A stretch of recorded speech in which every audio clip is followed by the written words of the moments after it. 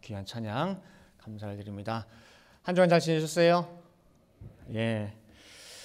이제 구속사 세미나 광고가 계속 이어나가고 해서 한참 남은 것 같은데 다음 주예요.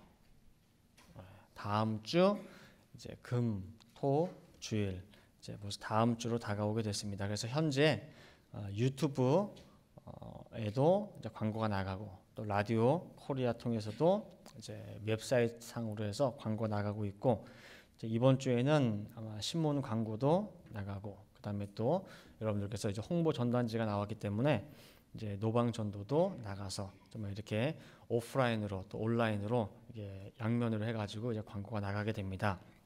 그래서 이제 구속사 이 세미나 귀한 말씀의 잔치를 앞두고 어떤 말씀을 우리 성도들과 함께 상고하는 것이 좋을까 찾다가 원로모 선생님께서 예전에 주신 말씀을 함께 나누고자 합니다. 그래서 오늘 제목이 게네사렛 사람들처럼 복음을 전하자입니다. 게네사렛 사람들.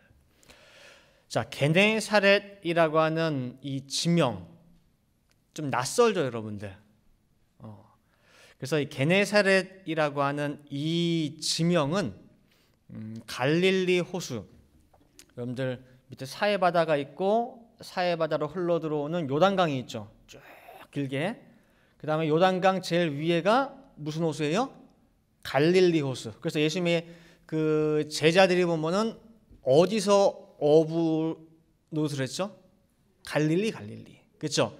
근데 그 갈릴리 호수라고도 하고 갈릴리 바다라고도 해요. 왜냐하면 하도 호수가 커가지고 수평선이 보일 정도예요. 그래가지고 호수치고 넓어서 갈릴리 바다라고도 부르고 호수라고도 하고 또 누가복음 5장 1절 말씀을 보시면은 이 갈릴리 호수를 게네사렛 호수라고도 불러요.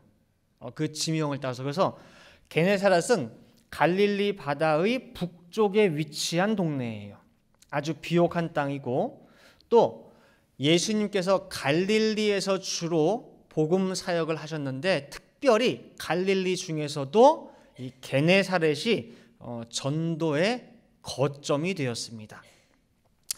그리고 오늘 본문 마태복음 14장 34절부터 36절 말씀과 동일한 이 내용의 기록이 마가복음 6장 53절부터 56절에도 기록이 되어 있는데 오늘 본문에 보니까 예수님께서 이 게네사렛 동네를 방문을 했을 때에 거기서 많은 병든 자를 고쳤다고 기록되어 있고 또 예수님께서 이 게네사렛 동네에 오신 것만으로도 사람들이 놀라고 감격해서 예수님을 만나기 위해 사람들이 수도 없이 모여들었다는 것을 우리가 본문 통해서 찾아볼 수가 있습니다. 그래서 이 게네사렛 사람들이 예수를 만나기 위해 오는 그 과정, 그 안에서 과연 어떤 우리와 다른 또 우리가 배울 모습들이 있는지 함께 살펴보도록 하겠습니다.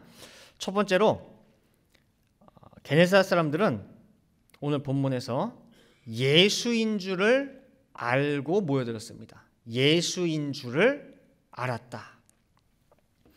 오늘 본문 마태복음 14장 35절에 보시니까 그곳 사람들이 예수신 줄을 알고라고 성경은 기록하고 있습니다. 예수님과 그 제자 일행이 게네사렛 동네에 들어가자 그 동네 사람들이 예수신 줄을 알아봤다. 예수신 줄을 알아봤다라고 한 이 말을 여러분들이 잘 이해를 해야 됩니다.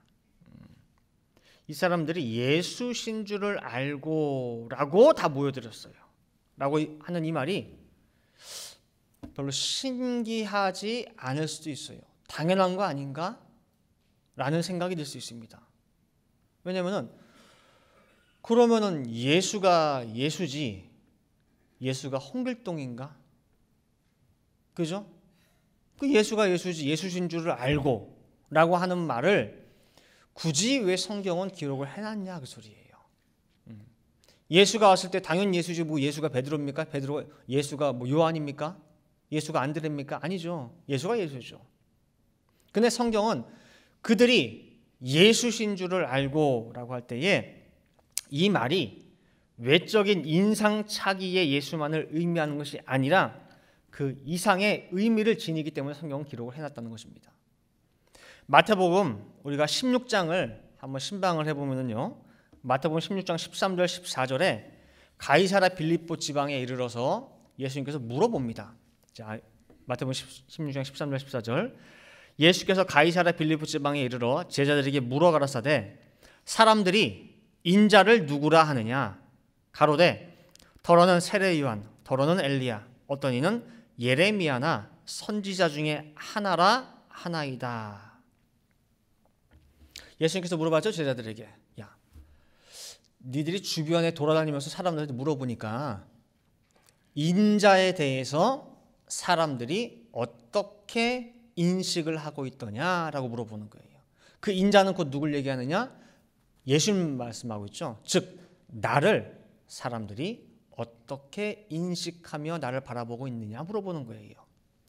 그때의 제자들이 어떤 사람은요, 예수님을 엘리야라 하더이다. 어떤 사람은 예수님을 세례 요한이 부활한 모습 같다 하더이다. 세례 요한이라 그래요. 어떤 사람은 예수님을 예레미야라 하고, 또 어떤 이는 그냥 선지자 중에 아주 훌륭한 능력 있는 선지자를 하더이다 라고 하는 거예요. 예수를 엘리야로 봤어요. 예수를 세례 요한으로 봤어요. 예수를 선지자로 봤어요. 예수님 마음에 드는 게 하나도 없죠. 그죠? 그런데 오늘 게네사렛 사람들은 예수를 예수로 봤어요. 엘리야의 사역을 행하시는 분도 아니요, 세례 요한의 사역을 하시는 분도 아니요, 선지자 사역을 하시는 분도 아니요, 정확하게 예수의 존재와 예수의 사역을 제대로 이 게네사렛 사람들은 알아봤다는 것입니다. 예수를 누구로 알고 있느냐, 예수를 어떻게 믿느냐에 따라서 그 사람의 신앙의 참 모습과 그 깊이가 결정이 됩니다. 그런데 게네사렛 동네의 이 사람들은 예수가 예수신 줄을 알아보았습니다. 다음에 두 번째로 이 사람들의 모습은 어떠했느냐 할 때에 두루 통지하여 예수님 앞으로 데리고 나왔습니다. 두루두루 통지하여서 예수님 앞으로 데리고 나왔습니다. 오늘 본문과 같은 내용인 마가복음 6장 55절에는 이렇게 말씀하고 있습니다. 그 온 지방으로 달려 돌아다니며 예수께서 어디 계시단 말을 듣는 대로 병든 자를 침상채로 메고 나오니 그래요. 온 지방, 그 동네 구석구석 온 지방으로 그냥 돌아다니며가 아니고 달려 돌아다니며 한시라도 빨리. 예상치 못한 예수님의 방문에 그들은 감격한 나머지 근방에 다 통제하고 사람들 사실을 알리고 사람들 모이라고 했습니다. 꼭 나와서 예수님 맞이하라고, 꼭 나와서 만나보라고. 그 집에 근심 걱정이 있습니까? 그 집에 병든 자 있습니까? 질병 걸린 자 있습니까? 예수님 만나면 다 해결된다고. 병든 자 있으면 침상채로 나라도 들고 갈 테니까 맡기라고, 같이 가자고. 알아서 오라고가 아니고 침상채로 메고 나오니 그랬단 말이에요.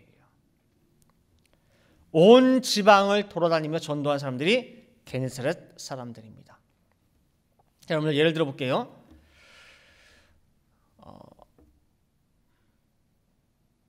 오늘 신문에 보니까 이거 다 예를 든 거예요.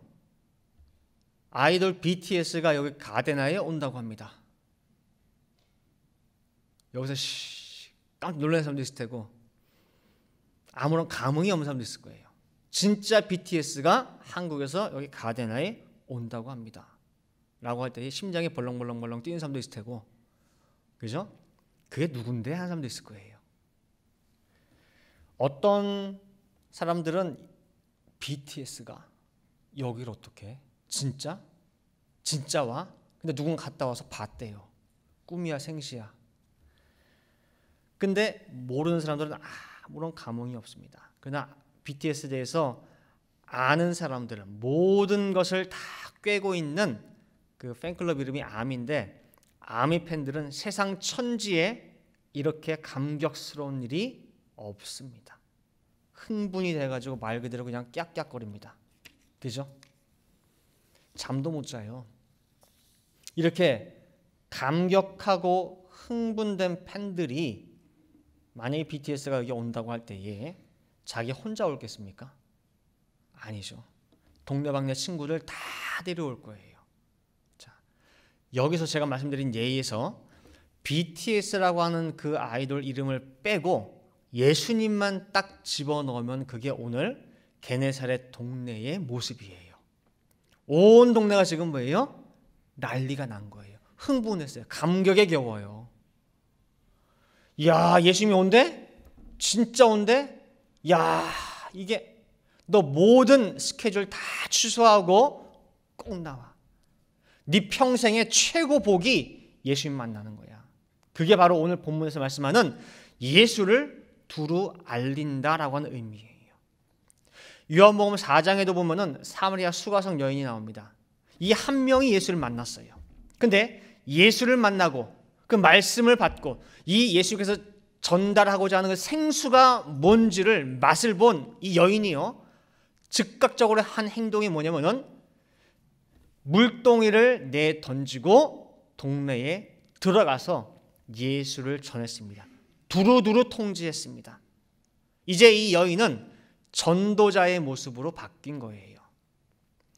내가 메시아를 만났다. 구약에서 예언한 우리의 구원자를 만났다. 내가 증거야. 진짜야. 가짜야. 진짜야. 피상적인 예수를 증거한 것이 아니라 알맹이 있는 예수님을 전했습니다.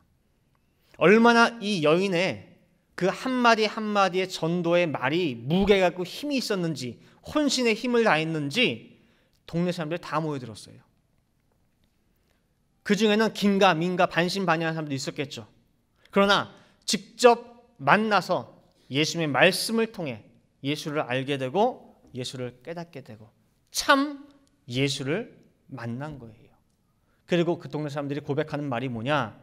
요한복음 4장 42절 말씀에 이제 우리가 믿는 것은 내 말을 인함, 그 여자의 말을 인함이 아니라 이제는 우리가 친히 듣고 그가 참으로 세상의 구주신 줄을 알았다라고 이 동네 사람들이 말씀하고 있어요. 게네사렛 사람들 또한 이 예수를 증거하기 위해서 수가성 여인처럼 온 동네에 다 두루두루 통지한 거예요. 그리고 예수님이 오셨다고 통지하고 거기서 끝난 것이 아니라 나는 전할 거 전했으니까 그냥 그 다음은 당신들이 알아서 하쇼. 못 받으면 뭐 자기 복이지 뭐. 자기 복 찾는 거지. 방관한 것이 아니에요. 그들은 꼭 예수를 만날 사람들을 직접 예수한테 데리고 왔어요. 끝까지 책임을 지는 이 게네사렛 사람들의 열정과 정성을 우리는 오늘 본문에서 발견할 수가 있다는 것입니다. 그 다음에 세 번째, 이 게네사렛 사람들의 전도의 모습은 어떤 모습이냐? 예수님의 옷자락에라도 손을 대게 했습니다. 예수님의 옷자락에라도 손을 대게 했어요. 오늘 마태복음 14장 36절 말씀에 보면은 다만 예수의 옷가에라도 손을 대게 하시기를 간구하니 손을 대는 자는 다 나음을 얻으니라. 자, 옷자락에 믿음으로 손을 대고 나음을 입었다라고 하니까 누가 연상되지 않으세요? 예? 그렇죠. 12년 동안 혈루증으로 고생하던 그 여인이 우리는 떠올라요. 이 여인은요, 계속 끊임없이 하혈을 해요. 멈추질 않아요, 피가. 그러니까 늘 얼굴이 하얗고 힘도 없고, 그죠? 기력도 없어요. 그래서 이 병을 고치기 위해서 12년 동안 이 의사, 저 의사, 용하다고 하는 모든 병원들, 뭐 한의, 양의, 요즘 말하면은 다 만나봤겠죠. 그러나 그 의사들 만나면서 고생만 했을 뿐, 돈만 날리고 아무런 효험도 없습니다. 그렇게 세상 치료법 의사한테 시달리다가 마지막에 예수님을 이 여자가 찾아가는 가운데에 생각이, 내가 예수님의 옷자락만 만져도 내 병이 고침받을 수 있겠다 하는 그 마음이 드는 거예요. 뭐 예수님, 저 이렇게 고생해서 저 좀 특별히 좀 안수해 주세요, 그런 거 원하지도 않았어요. 뭐 좀 환부에 손을 얹고 뭐 막 누르거나 뭐 하거나 막 치거나 막 그런 푸닥거리 하는 것도 아니에요.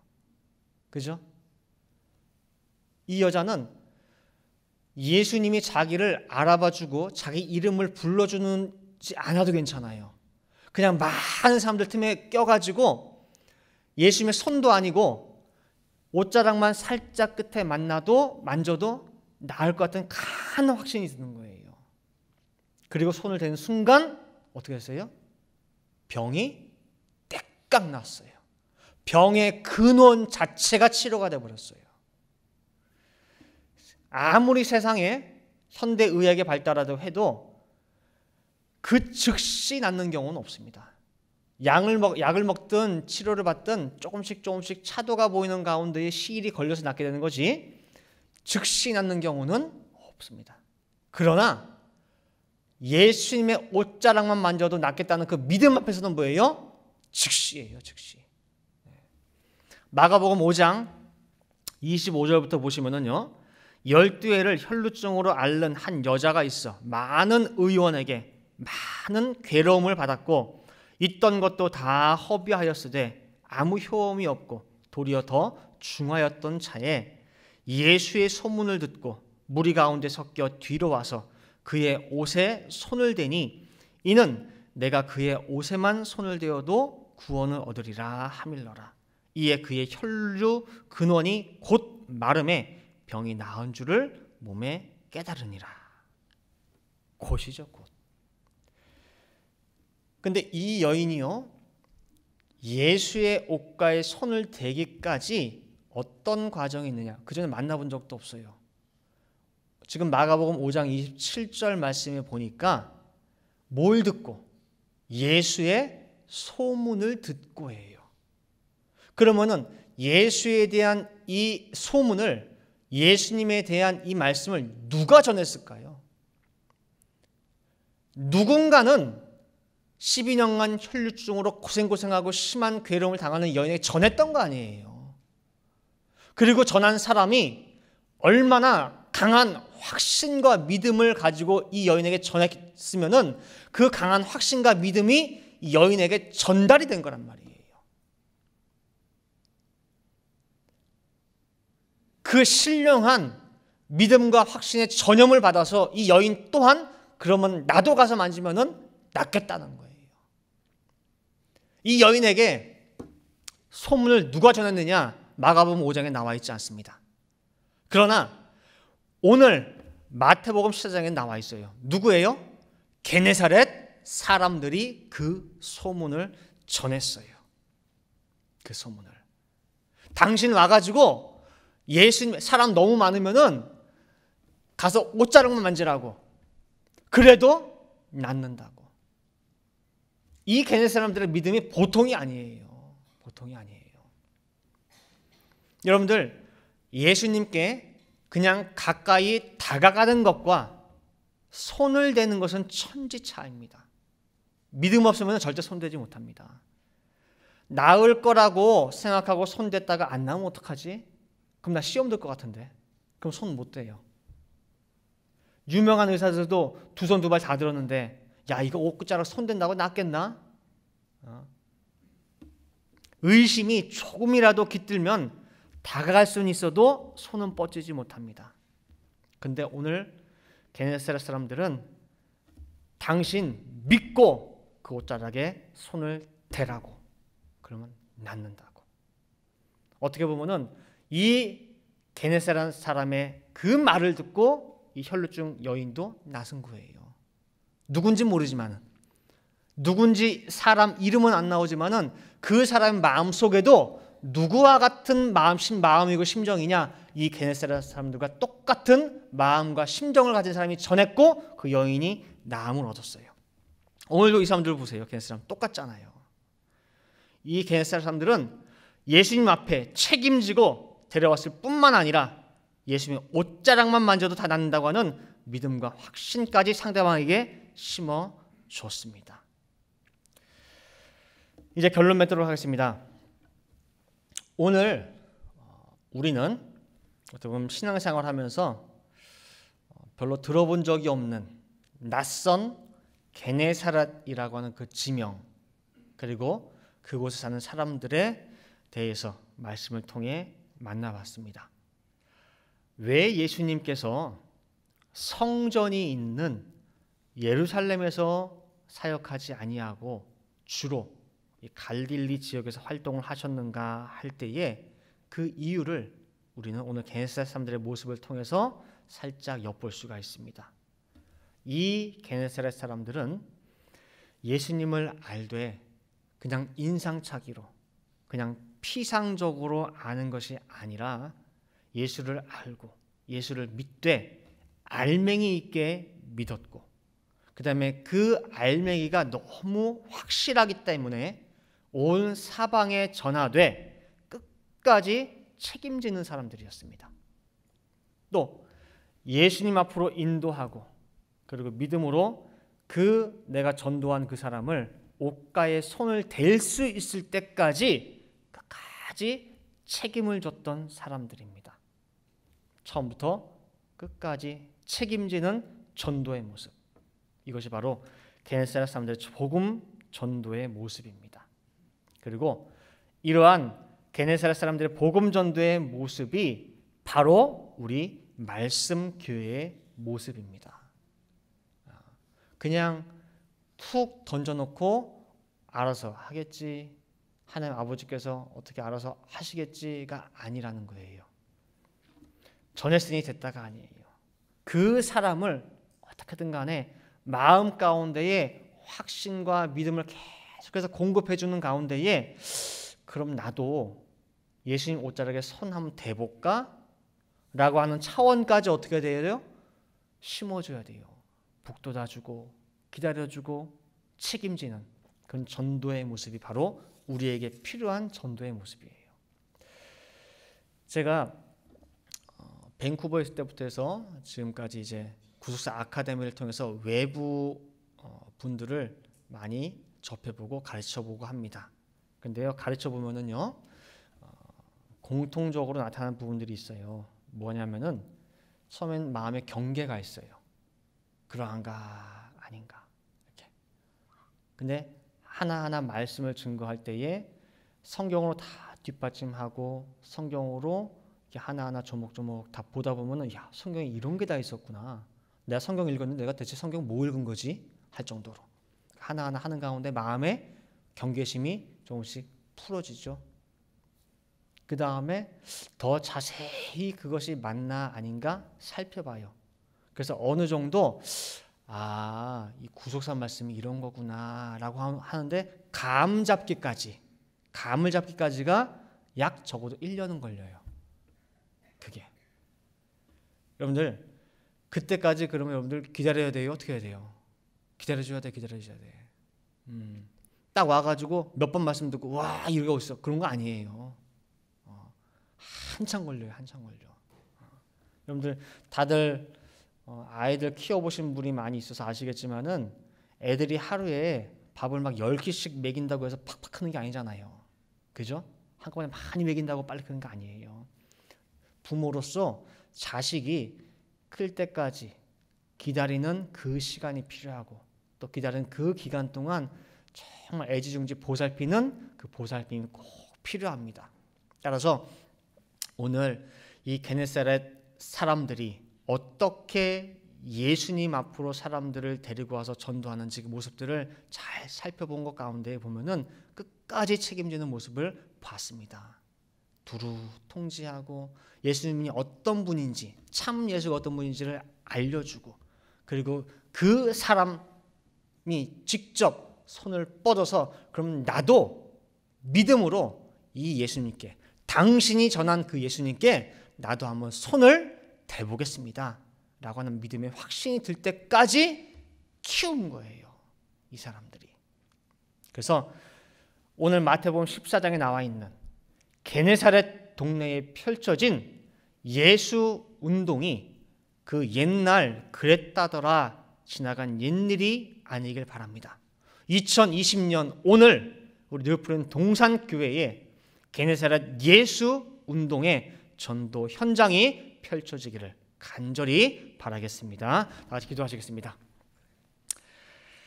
사랑과 은혜가 충만하신 아버지 하나님, 오늘 저희들 낯선 이 게네사렛이라고 하는 지역 또한 그 동네 사람들을 정말 신방을 가서 그 현장에서 어떠한 모습으로 이 예수님을 맞이하였는지 말씀을 통하여 하나하나 살펴보았습니다.